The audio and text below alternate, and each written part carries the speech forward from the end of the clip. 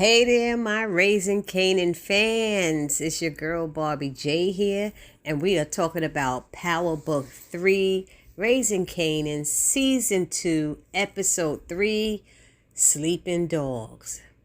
So let's get this started real quick because it starts off with Liliana in the bodega watching TV when Unique comes in to buy a soda and then pulls out a gun and takes all of Rock's money that was in the storeroom and kidnaps Juliana as well. I said, okay, this is how we starting off the season. The episode. This is crazy. Then we have Kanan leaving for school and Detective Howard is parked right in front of his house. Come on now, Detective Howard. What if Rock would have came out? So he asked Kanan to get in the car so he can holler at him. Then says what he is about to tell him is the realest but the craziest thing he about to say. And then he tells Kanan that he's his daddy. Okay, his father and not DEFCON.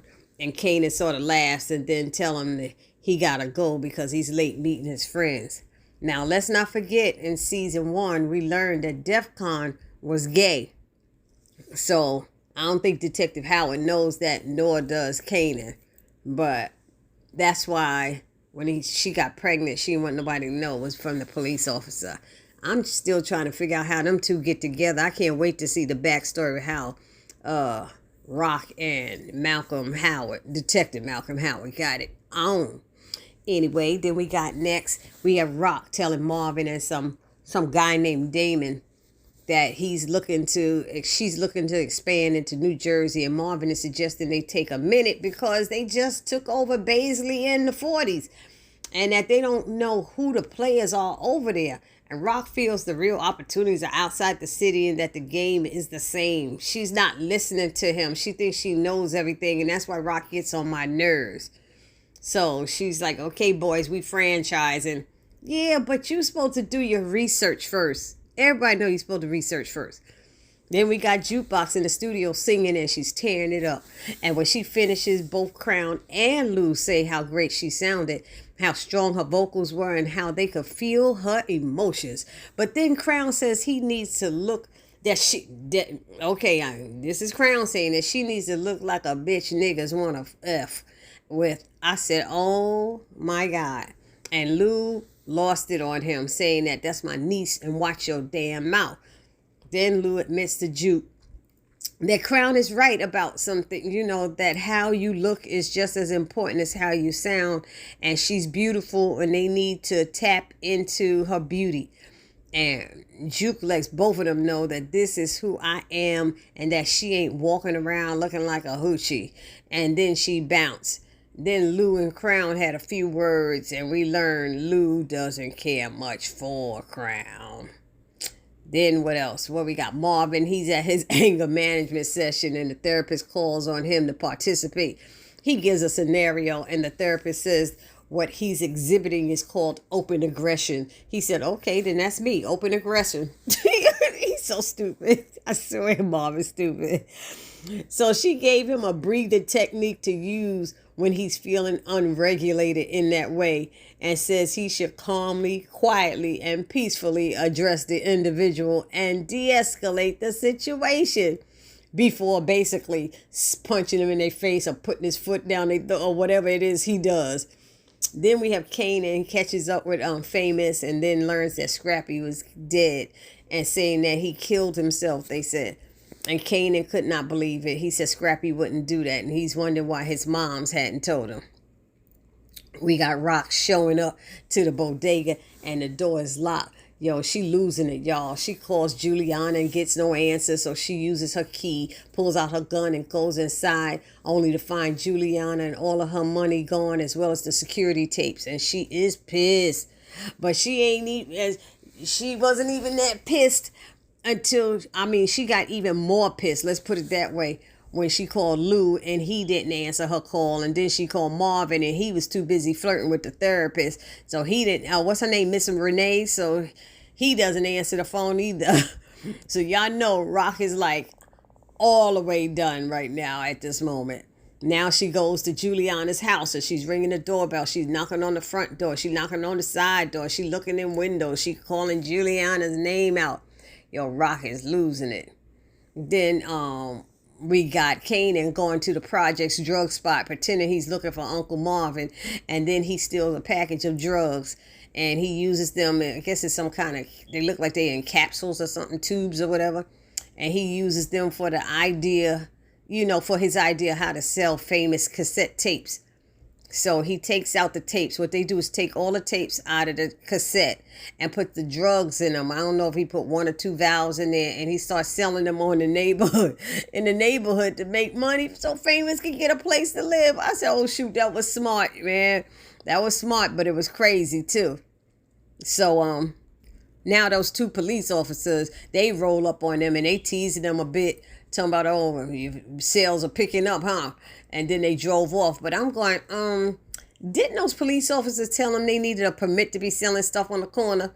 So how come they didn't say nothing? Kanan didn't look nervous or anything like that, like he does every time Detective Howard comes around. Well, that's because he shot at Detective Howard, I guess.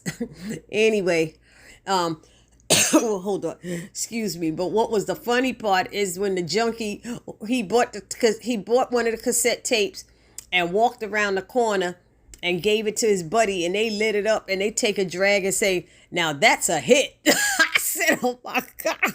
I thought that was so funny. Yeah, Famous thought his song was a hit, and they dumped their cassettes. You go around and you see on the ground all the cassette tapes. Everybody's like taking the drugs out and throwing the cassettes down. He said, now that's a hit. I was rolling. I was like, this is too much for me.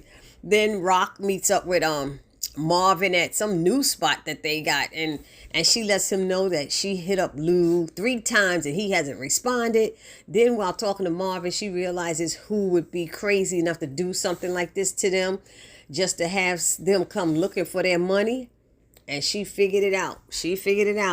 And next we see Shannon sitting outside drinking beer with her dad, discussing her and her partner, Detective Howard.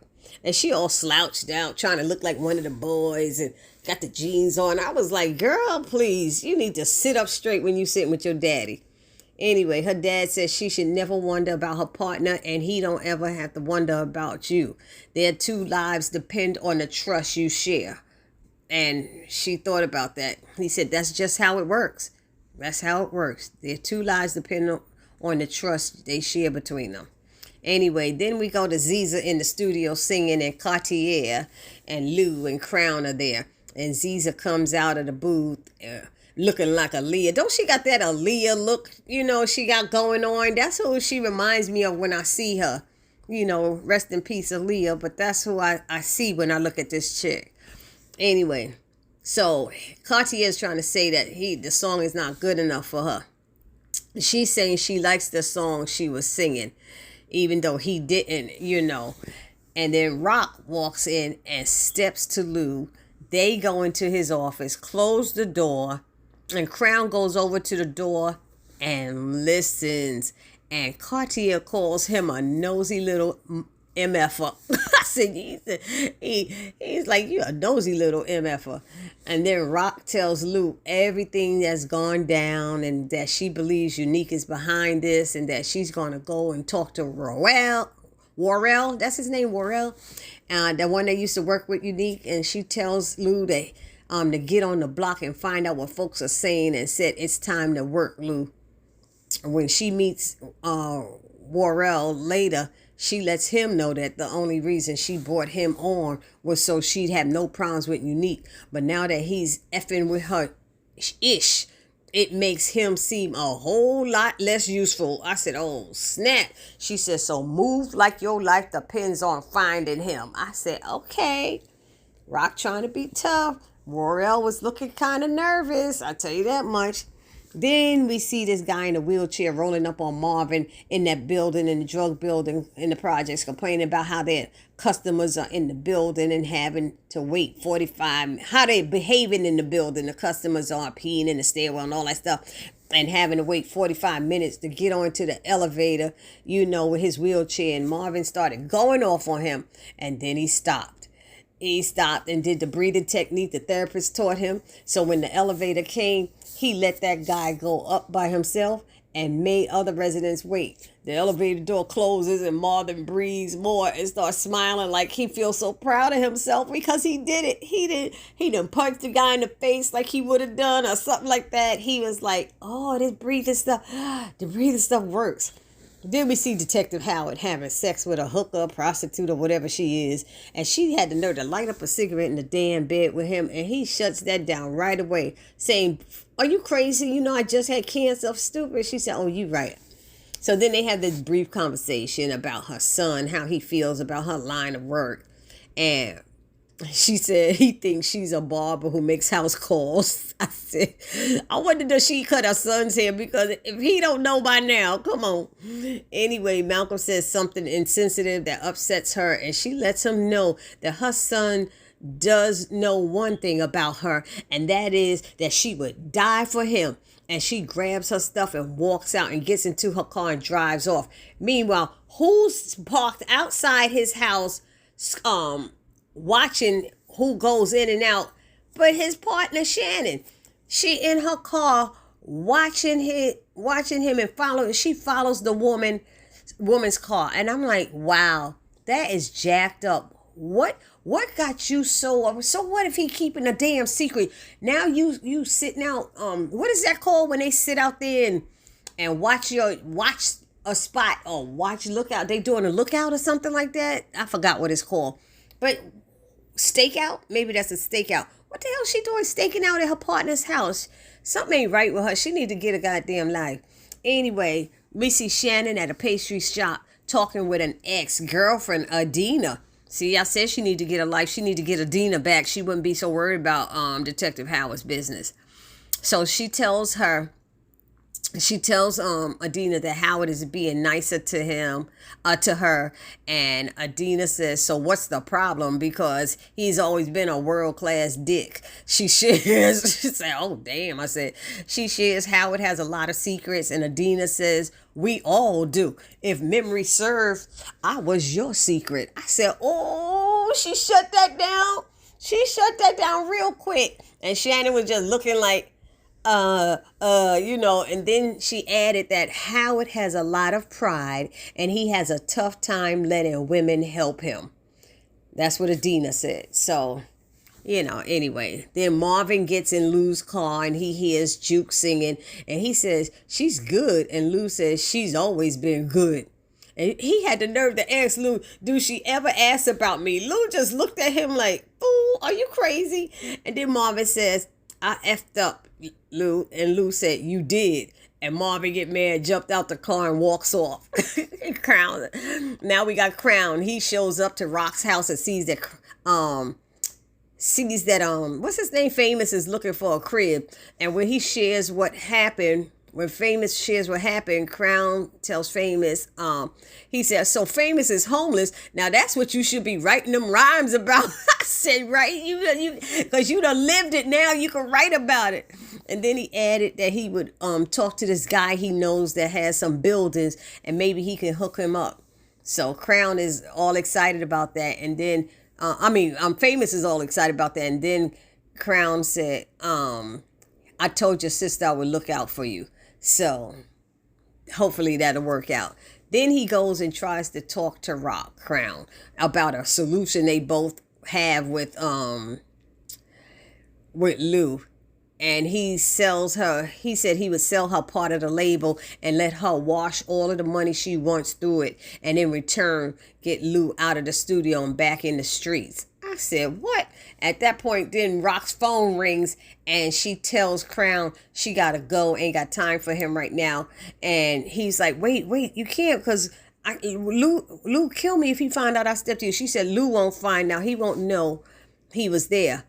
But okay, Rock might not tell, but what happens if, who was sitting outside, right? Who was sitting outside? Famous, who runs his mouth, got a big mouth and tells everything. And Kanan. Kanan might say, hey, Uncle Lou, Crown was here earlier. You never know what might happen. So Crown better watch himself.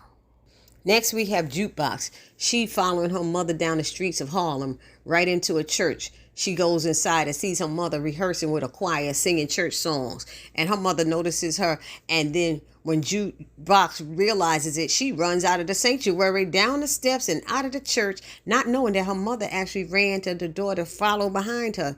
But she didn't go down the steps. We got Royal, I always say his name wrong, Worrell. He finds Unique. And so him, Rock, Marvin, and Lou go inside and talk with Unique. And he has a gun, they see, to Juliana's head. Bottom line, Unique did all of this to get Rock's attention and to let her know that he's retired and he just wants peace and for his family to be left alone. Remember, his kid's mother was like, Rock stared at her and made her nervous, you know. Remember she said she saw in the bodega? Anyway, and then it ended with Kanan getting off the bus at night and to go home, and Detective Howard is waiting around the corner for him. I said, damn, give him a break. Don't you got a job to do, or you still out on leave? I don't know. And so he lets Kanan know that Rock probably said about him, that he's crazy or something and he don't remember stuff. And he let Kanan know that he remembers everything and that he knows Kanan is the mother effer who shot him. And Howard said, I took that bullet from you and now I'm going to take one for you. And he said he's not going to tell anyone about what happened in the park. He wouldn't do that to his son. And that made Kanan look like, whoa, wait a minute. And Kanan standing there with his mouth hanging open. And Detective Howard walked away, got in his car, and left Kanan just standing there. And that's how it ended. So I hope y'all liked that episode as much as I liked it and enjoyed the recap. If I missed anything, let me know. And don't forget to subscribe to my channel. For those of you who haven't had a chance to subscribe, it's your girl, Barbie J, saying peace.